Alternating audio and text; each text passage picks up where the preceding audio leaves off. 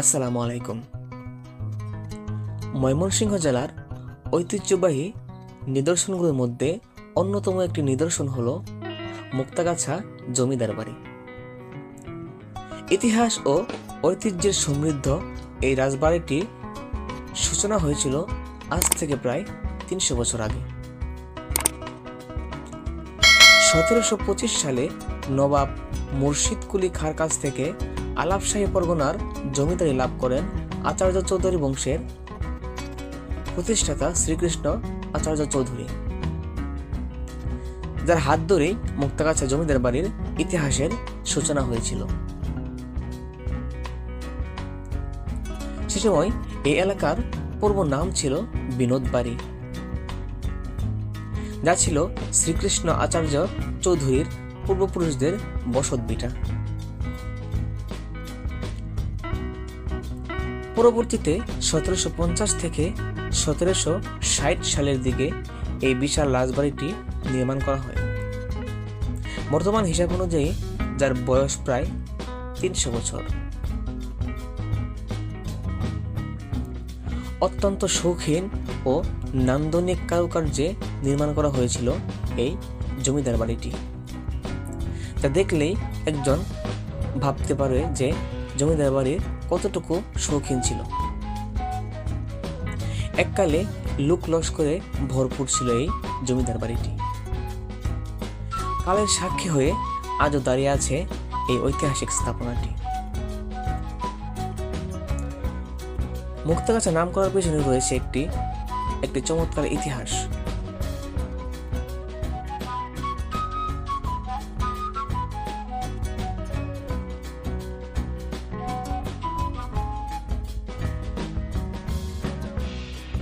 মুক্তাগাছা নামকরণের পেছনে রয়েছে একটি চমৎকার কিংবদন্তি। মুক্তারাম কর্মকার নামে এক ব্যক্তি জমিদার পরিবারকে একটি প্রদীপ উপহার দেন।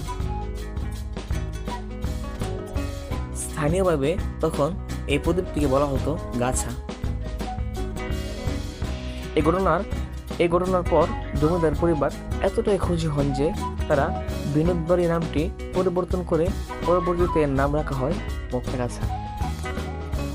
সে থেকেই এই এলাকা মুক্তাগাছা নামেই পরিচিত হতে থাকে।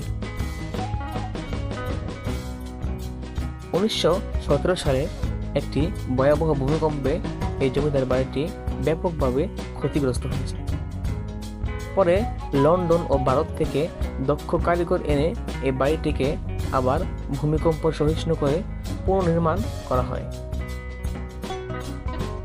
সেই নির্মাণ শৈলী আজও দর্শনার্থীদের মনকে খুশি করে তোলে।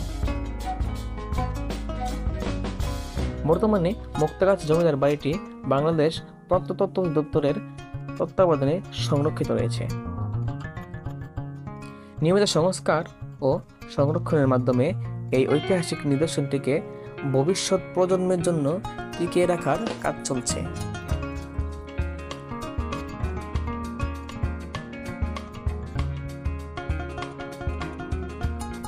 ইতিহাস, ঐতিহ্য আর নান্দনিক স্থাপত্যের এক অনন্য নিদর্শন মুক্তাগাছা জমিদার বাড়ি, যা আজ আমাদের গৌরবময় ইতিহাসের সাক্ষী হয়ে দাঁড়িয়ে আছে। এই জমিদার বাড়িটির দিকে লক্ষ্য করলে বোঝা যায় যে জমিদাররা কতটা জাঁকজমকপূর্ণ জীবনযাপন করতেন এবং তারা কতটা শৌখিন ছিলেন।